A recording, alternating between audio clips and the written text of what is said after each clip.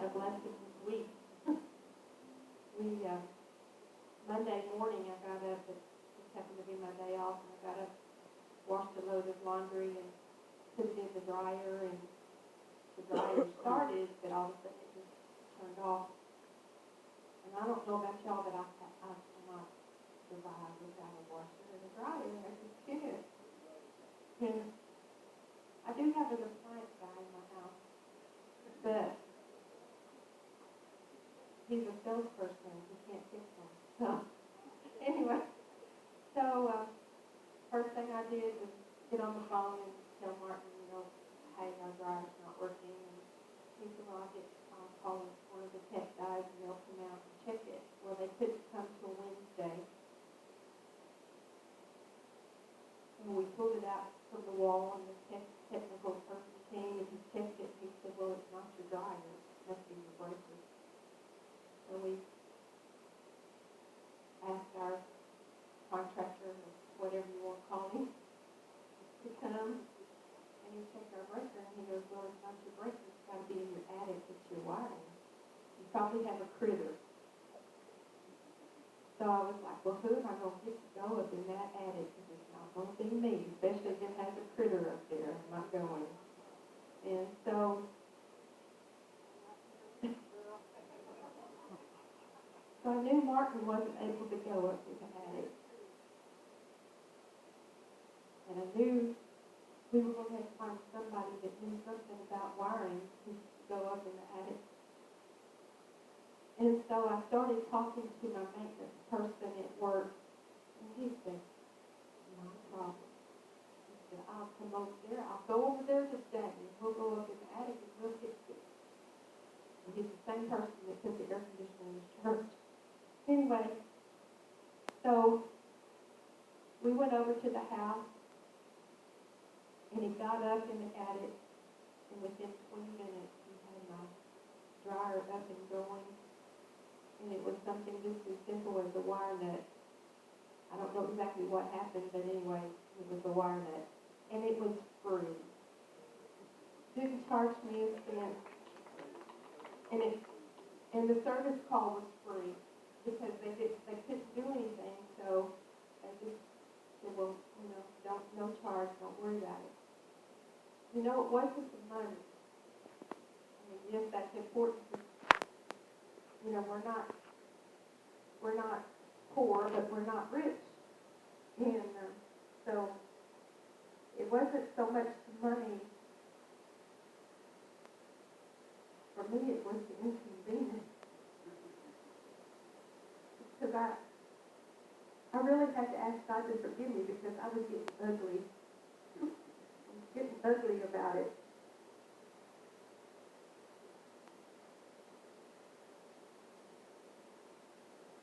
I just stood through it.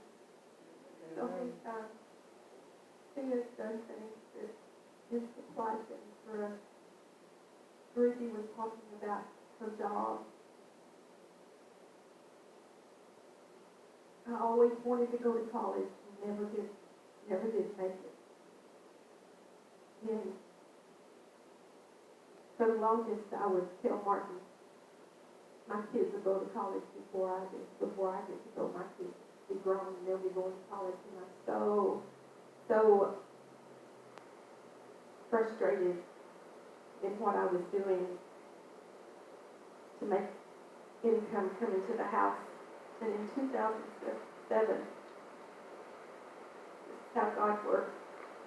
2007, our youngest son came home one night after work. He was sick. He was 23 years old. He was sick. We all had the flu, and that's what I thought he had. I thought he had the flu. I told him, I said, text him, I will go to bed. It was on Saturday night. The next morning, we got up and we came to church, even though, we had all been sick, because somebody had to play the piano that Sunday. We came over to church. Church service was over. We felt good enough that we went out with the group, had lunch, went home after lunch, and our son had got up out of the bed, and he had been really, really, really sick. And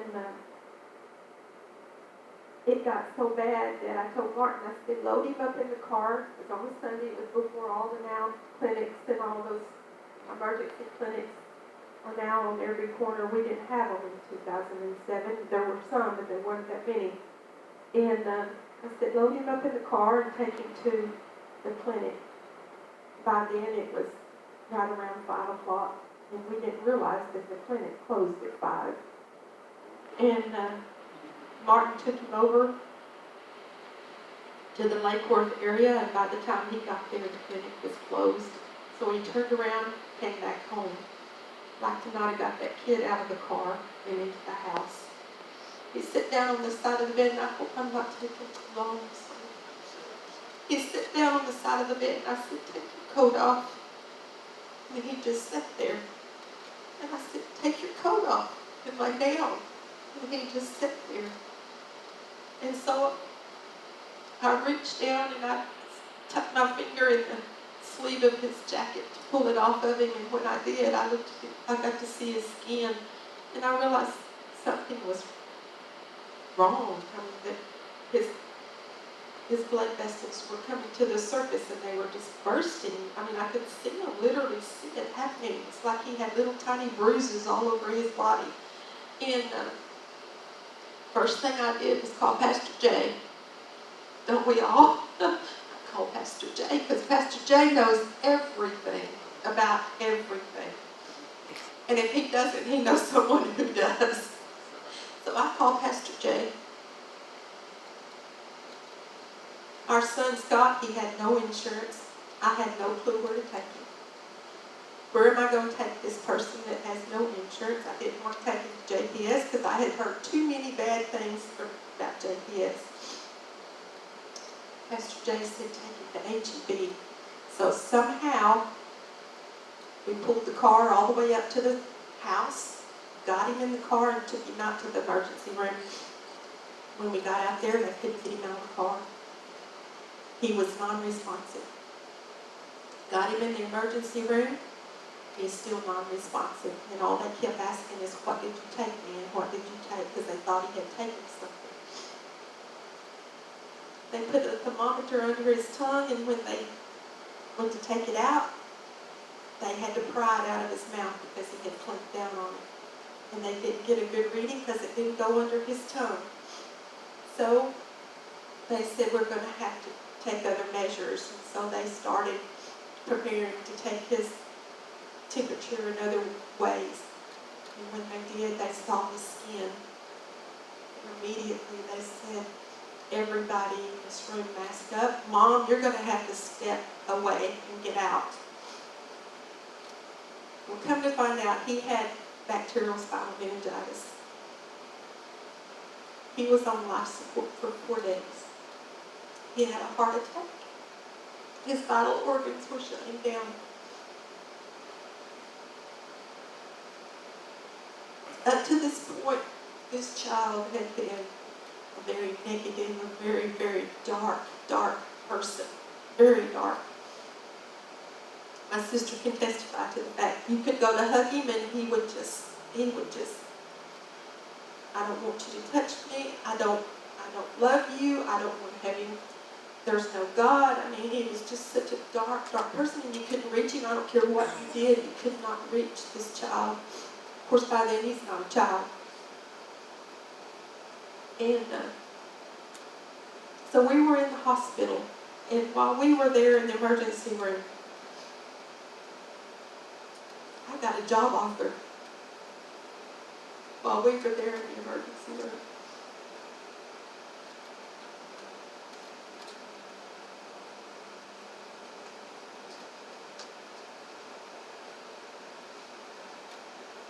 God knew what I needed in my life. God knew what my son needed in his life. When he came out of the coma and he was in the hospital for 10 days, when he came out from that, he was a different person. He walked out with a smile on his face, a smile that I had not seen. Because I really and truly believe that while he was there, God had him flat on his back, or he was tied down to the bed because he was fighting there. He was fighting all the tubes and everything. They had him tied down, and he couldn't go anywhere. And I think that whole entire time God was talking to him. And the other story is that I got a job offer, and I was like, yes. And it's doing something that now they require degrees in a lot of areas. You have to have a degree, and I don't have one because I never went to college. God is good.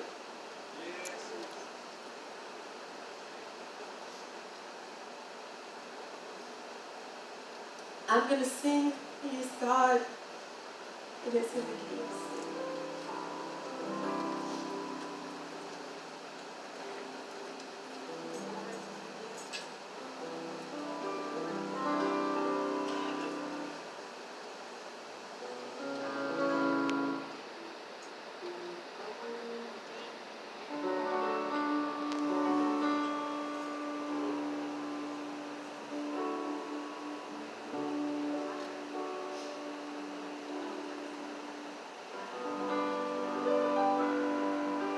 He's God up in the pulpit.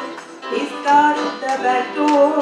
He's God in the amen corner, and He's God all over the floor. I know God don't ever change. I know God is God, and He always will be God.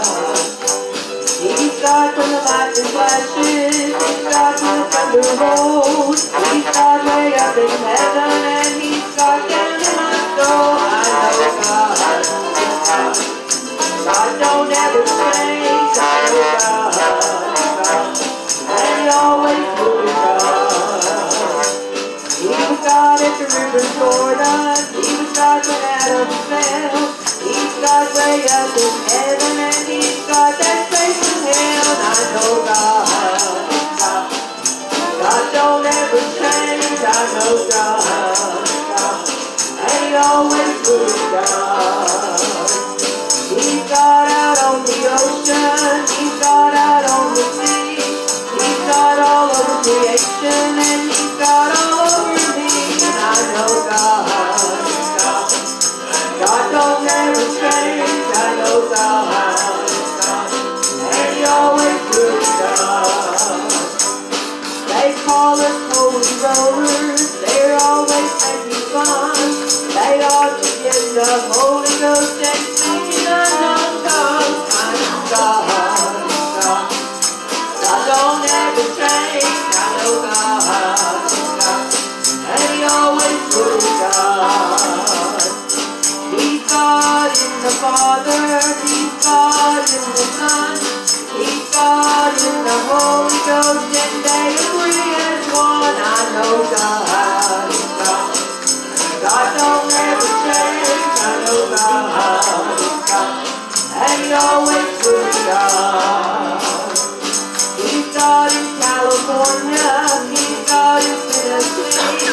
He's God in Fort Worth, Texas, and He's God all over me. I know God is God. God don't ever change. I know God is God, and He always will be God. He's God in the pulpit. He's God at the back door.